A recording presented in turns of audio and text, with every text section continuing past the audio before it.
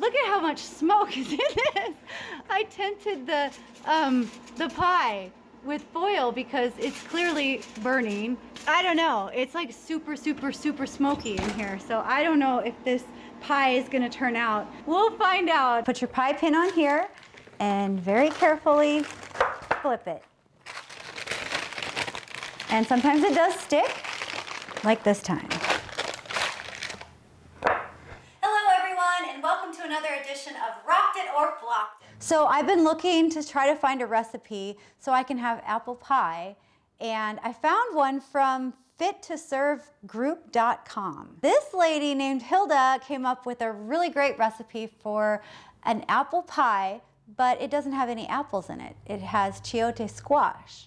That only has 4.5 grams of carbs. So if you compare it to apples, it's way, way less carby.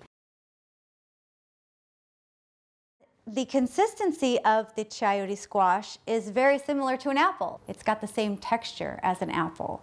I tried this pie already. I've made it once before and it is absolutely delicious. So I'm gonna try this again, except this time I'm gonna make it dairy-free. So I've never done that before. This is gonna be something new. And I'm going to add a few more ingredients that I thought might make it a little bit better, even though the original recipe is spot on delicious. So we'll see what happens here. Next, you'll want to take 4 to 5 chayote squash and boil them basically until they're soft enough you can stick a fork in them easily. Okay, so our chayote squash is done boiling, and what I did was I just dumped it in a strainer so that all the water came out and just let it cool a little bit because it was too hot to touch. So the first thing you want to do is peel it, and I just use a regular potato peeler. And you just peel it just like you would a carrot or a potato. And then if there's some hard spots on the end, you can just chop those off. Then what you want to do is cut it lengthwise. And then you see this seed part in the middle here. And all you need to do here is take a spoon and just kind of scoop it out in a circular motion. And it should just pop right out. And then you just cut them into shape of apples, right? So you just slice them however you want your little apple slices to look. You can slice them like this, and then I would probably slice them a little bit smaller. Now that we have our chayote squash all chopped up, it's time to add the rest of the ingredients. I added a bunch of other ingredients, so I will put those in the description of this video so you can choose whether you want to follow the original recipe or my enhanced version. So that's up to you. So here we have the lemon juice, ground nutmeg, ground ginger, cinnamon.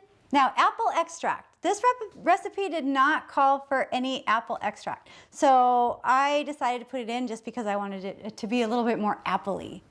So brown sugar, this is Swerve brown sugar substitute. So what you want to do with this before you put it in the bowl is just grind it up a little bit, and I just use my fingers to do that. Then we want granulated sugar substitute. So this is the brand I use, Wholesome. The original recipe calls for all granulated sugar substitute, but I split it up to have part brown sugar and part white sugar. Now the cream of tartar is what gives it its tartness, like apple tart flavor. So that's why she added that.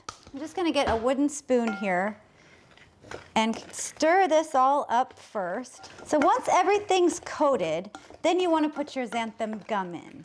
And a little bit goes a long ways. That's looking pretty good. Now it's thickened up quite a bit. So at this point, according to the original recipe, you can make the pie crust, or maybe you've already made it and now you're ready to pour this in it. But what I want to do is marinate this overnight so that all the flavors just seem to absorb a lot more. And one cool thing about chayote squash is that it really absorbs flavors well. Hello, I'm back, and today we're gonna make the crust for our mock keto apple pie. So we have our filling here. that has sat in the fridge and marinated overnight. That's nice and thick and ready to go. So we'll put that aside for now. And now it's time to look at the ingredients for the crust. So I have out here everything that we're going to need. Now this recipe I'm modifying to make it dairy-free. So instead of the 1 cup of unsalted butter, I put in coconut oil. So what we're going to do next is sift our flour. So combine our flour, the sugar substitute, and the salt together. And I just mix this up with a whisk. So now we want to put our melted and cooled butter in, which is our coconut oil. So I'm going to put that in there, and our eggs. And then we just mix it up, and just mix until the dough forms.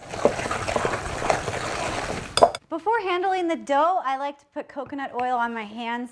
That way it doesn't stick to me. But I just plop it out on my cutting board. I've found that when I made this dough with butter, it held up a lot nicer. And if it's way too dry, then just keep adding more oil. But I think this is going to work because we've got a ball here. And you don't really need to knead the dough or anything like that. You just basically want to get it all mixed up so it makes a ball. Now we need to put this in our pan. So I've got my pie pan here. And the directions don't say to grease it, but I'm going to with coconut oil just because I don't want it to be sticking when I'm trying to get it out later. And then what I need to do is cut this dough in half because I want to use half of it for the bottom and half of it for the top. So we're going to save this half for later. So now I'm going to make this into a little ball. Okay, so now I want to roll this out between 2 sheets of parchment paper. So we're trying to get it thin. So I use a rolling pin and just lightly roll to try to get a circular shape. And I press more in the middle than I do on the edges. But you don't want it to be too thin because then you're going to have problems getting it into the pan, as I have done before. So this is very crumbly, and it is very hard to work with, just so you know. You just put your pie pin on here and very carefully flip it. And sometimes it does stick, like this time. So then you try it again. So now I'm back with our chilled dough, and it is pretty solid now. And roll it out. Flour the top of it so it doesn't stick to my rolling pin, and carefully roll it up.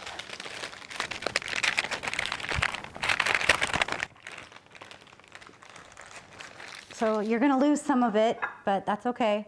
The goal is to transfer this to your pie pan without it breaking all over. And this is a very, very tricky, challenging part.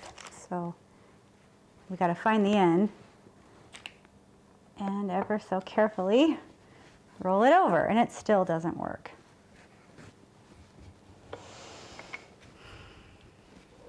I don't know. I know how to get this pie crust in the pan. I mean, just pressing it down will work. But what I'm worried about is what's going to happen with the top. So we can fudge it here by just pressing it in the bottom. But I don't know what we're going to do with the top. So this may end up being a fail. The original recipe with the butter in the crust, that works absolutely fine. I have done that. That was the first time I ever made this. Okay, so that's as good as I could do. I know it looks pretty bad, but that's what we've got. Okay, this is my very last attempt trying to work with this dough. I put it in the freezer, so it's pretty solid. I still don't think it's right. I can't even get it out of this bowl. And it's still super crumbly. But it seems to be holding shape a little bit better than it did before. I'm going to roll it out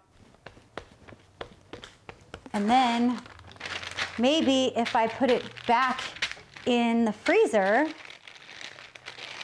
then I can transfer it onto the top of this pan. That's like my last resort. That should fit around, yeah, okay. So I'm gonna put this in the freezer for just a few minutes, and then I'm just gonna put the filling in the pie and flip it over, and just, that's what it's gonna be.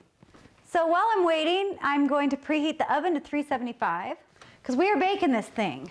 Next, I'm gonna transfer the pie filling into our crust. So this has been in the freezer for a short period of time. I am just going to flip it on top of the pie and call it good. It's pretty solid, which is good, right? See, look it. I don't know if this is the way to go. Yeah. Okay, this is a little better. So then maybe I just wait a little bit until this gets a little bit more pliable. And then, because I don't want to break it, but at least it's a solid piece now, finally. Okay, so the pie has sat here for a while, and it's kind of sort of bendable. I guess I'll just break it off around the pan. I don't know what else to do with it. Maybe once this gets a little bit softer, I can fill it in the sides. But so I guess I'm just gonna bake it and see what happens. So the directions say to cut slits in the pie to let some air escape. So I'm gonna attempt to do that. Okay, that's working out. I don't know how many to make. And then what I did was modify this by putting melted coconut oil on the top. And then I put my cinnamon and sugar mix, cinnamon and brown sugar and white sugar, and just sprinkle that on the top. Now putting the cinnamon and sugar mix on the top makes it a little bit harder to tell if the pie crust is burning on the top or if it's getting too browned.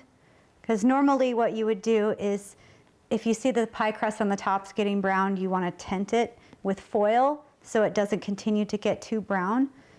But it's going to get really, really dark and brown with this cinnamon and sugar on it anyways. So I'm just going to leave the foil off. It'll be fine. All right, so here's what our pie looks like before we put it in the oven. And it says to bake at 375 for 35 to 40 minutes. And so here we go. Look at how much smoke is in this. I tented the pie with foil because it's clearly burning. I don't know, it's like super, super, super smoky in here. So I don't know if this pie is gonna turn out. We'll find out. Hello, I'm back, and this is the third day in our epic pie making. So after almost burning my house down last night, I decided that maybe following my modifications to this recipe might not be such a great idea. But we are gonna taste test this and see if it's any good. So let's cut into this. It's kind of hard to get out of the pan. I know it doesn't look the best. And if you guys want to try this recipe and just omit putting any cinnamon sugar on the top. All right, here we go. It's kind of flaky and crispy.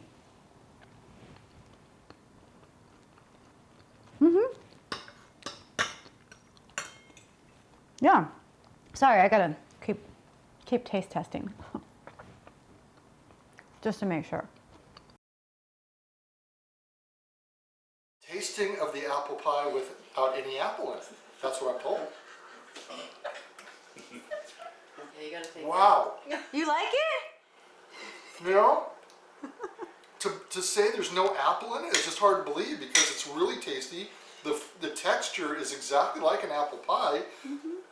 You really wouldn't even know that there's apple missing. I mean, it's just, for a substitute, it's terrific. What did you say it's made with? Chayote squash. Chayote squash. I've never even heard of that. Me It's neither. great. Wonderful. Yay. Really good. Did she rock it? Wow. Did she rock it? Did I rock it or float I'd it? say you rocked it. Well, that's it for this pie. Hope you enjoyed this video, this 3-day long pie making video. And if you like this video, give me a thumbs up. Subscribe to my channel. Comment down below if you actually made this pie and let me know how it turned out for you. Also, let me know if you have any ideas on how to make coconut flour with coconut oil that actually holds together and is easy to manage, because I want to try your recipe. And share this yummy dessert with your friends. Till next time, see you later.